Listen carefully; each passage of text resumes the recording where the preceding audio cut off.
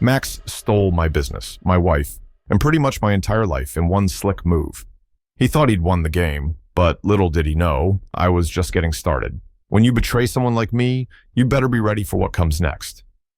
Let's just say, by the time I was done, Max wished he'd never played dirty in the first place. And trust me, this revenge, it's going to leave scars. My name's Mark, I'm 27, and let me tell you, my life used to be straight up golden. I had my own successful business, a wife, Lisa, smart and hot as hell, and my best friend Max. We've been tight since we were kids, man. But you know how in every fairy tale there's always that one twist? Yeah, mine was more like a full-on wrecking ball. Max and I were like two peas in a pod. We built this business together. Well, I was the brains behind it, and Max, well, his talent was mostly in talking. Dude could sweet talk anyone into anything. He had that charm, that smile, you know the type. And I didn't care much because it was working. He handled the schmoozing, I handled the real work, and the money just kept rolling in. Lisa seemed cool with everything too. She and Max were buddies, nothing weird, at first. But then things started getting, let's say, weird. First off, Max and Lisa started hanging out a bit too much. At first, I brushed it off. Business, right? They were just working on stuff, or so they said. But then it turned into these random after-hours meetings. You know, the kind where suddenly I'm not invited? Like, how do you accidentally forget to invite your husband to his own house party? Yeah, it didn't take a genius to figure out something was off. So one day, I get home early, walk into the kitchen, and guess what I find?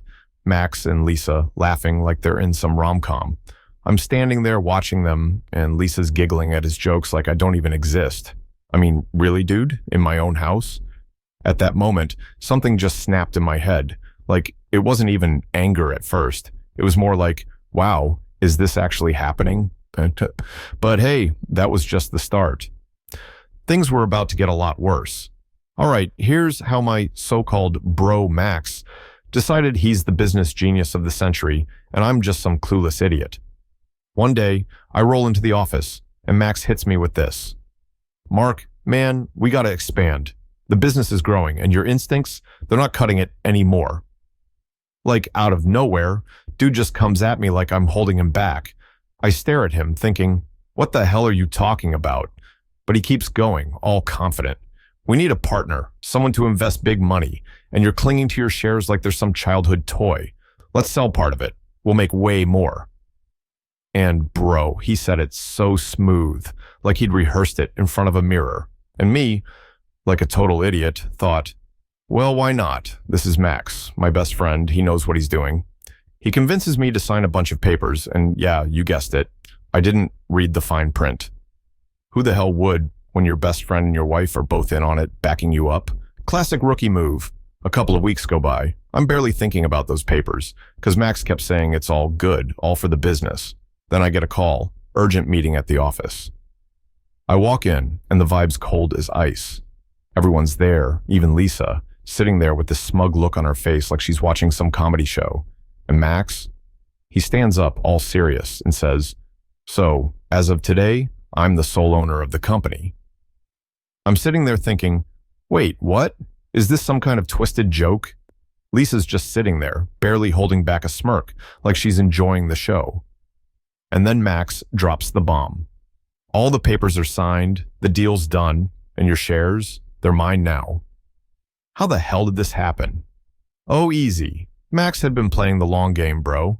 While I was busy trusting my so-called best friend and wife, they were working together, pulling off some classic backstabbing business takeover. And the worst part, it was all legit. I felt like the biggest fool on the planet.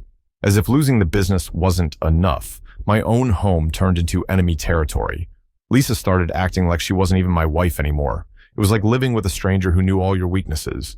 She'd say things like, we need to talk. But when it came down to it, every damn conversation seemed to end up being about Max. What the hell, right? One day, I come home, and guess what's waiting for me? Her suitcases packed up and sitting by the door like they're about to take a vacation. I'm standing there like, what's going on? And Lisa, with zero emotion, hits me with the classic, I need time for myself. Yeah, okay. Time for yourself, or should I say time with Max? And speaking of Max, where the hell is he during all this? Oh yeah, playing the perfect shoulder to cry on. Funny how he's always there at the right moment, huh? I was standing there trying to process it all, and honestly, dude, it felt like I'd just hit rock bottom with a sledgehammer. Business? Gone. Best friend, traitor, wife, out the door. I was left sitting in an empty apartment, staring at the walls, asking myself how I missed all the warning signs. And trust me, there were plenty of them. But you know what's the worst part? I wanted to believe they were better than this, that I wasn't surrounded by snakes. But nope, turns out they were exactly what everyone always warned me about. And I didn't listen. This whole betrayal hit me like a truck, man. No brakes, straight to the gut. So there I was, sitting in my empty apartment, feeling like the world had just kicked me in the teeth. But then it hit me. If Max and Lisa could play dirty, then hell, why couldn't I? If they thought I was just going to roll over and let them walk all over me, they had another thing coming.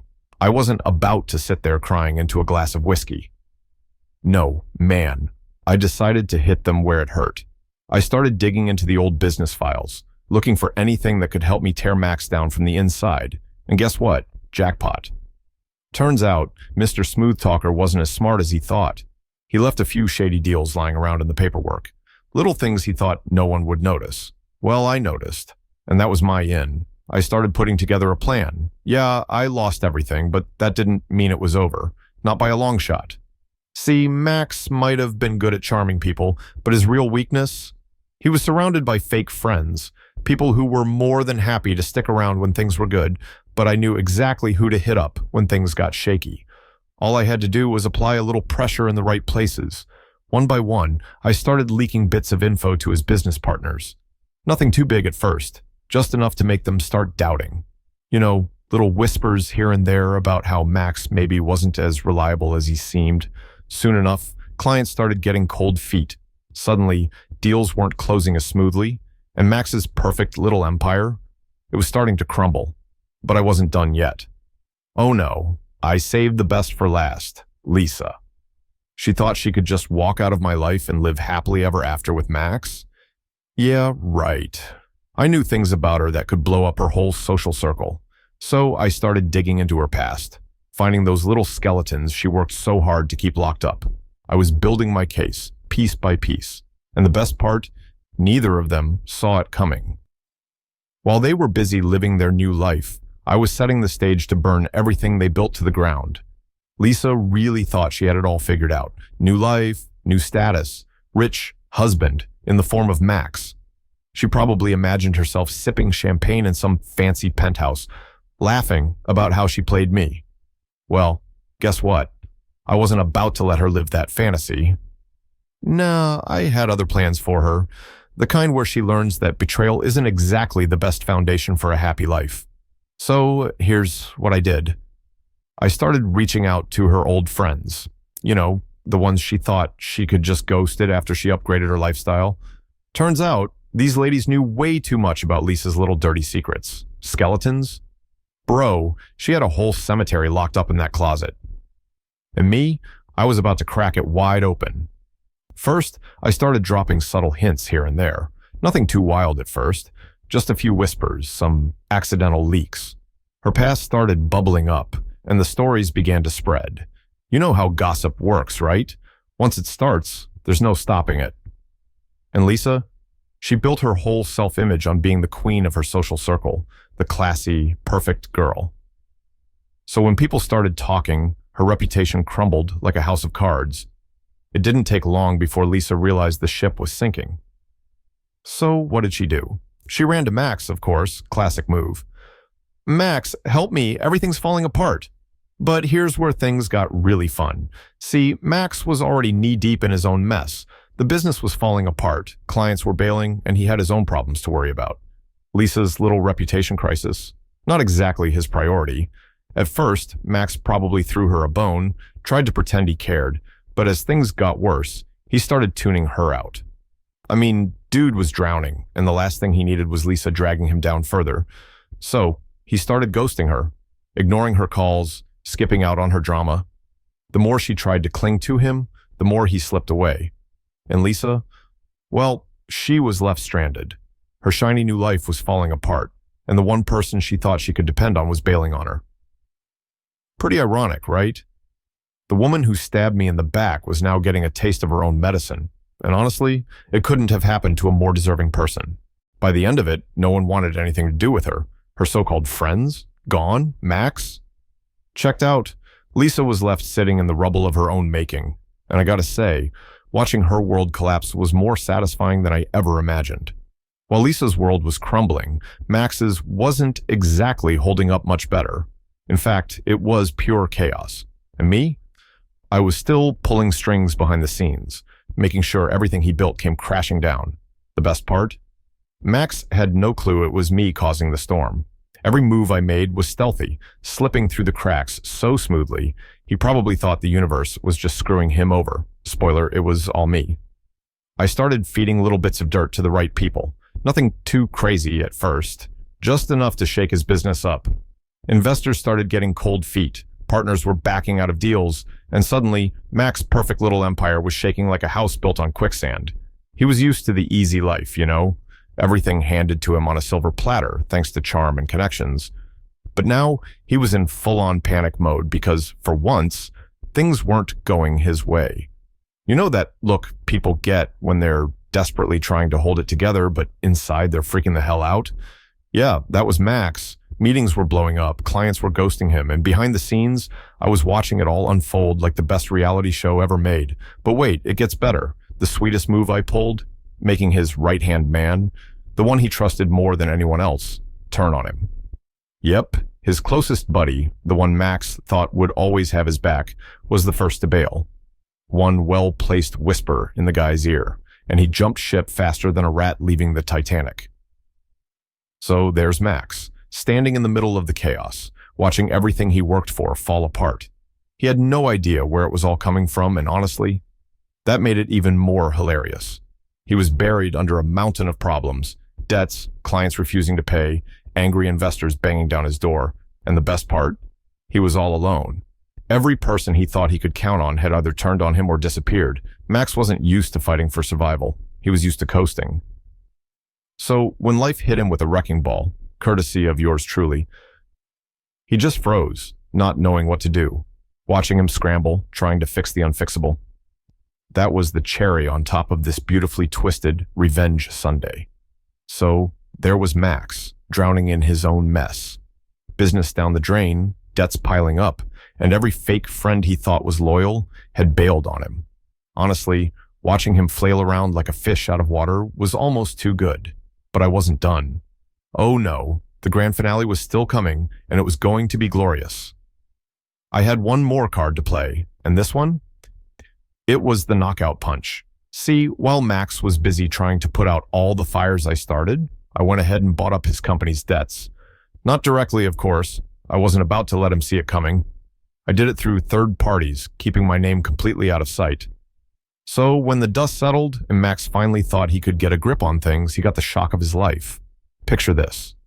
Max, thinking he's about to negotiate some kind of last-minute deal to save his company, only to realize the person holding the cards? Yeah, it's me. All that property, all those assets he thought were still his, now mine. And the look on his face when he finally figured it out? Bro, I wish I'd recorded it. He tried calling me, of course he did. First it was angry texts, like, how could you do this? Then it shifted to desperate voicemails, the kind where he's practically begging. Mark, bro, we can work this out, right? We're friends, man. Don't do this to me. Friends? Friends? Yeah, that ship sailed a long time ago. I didn't even bother responding. Total radio silence. He was nothing to me now, just a ghost of the person I used to trust.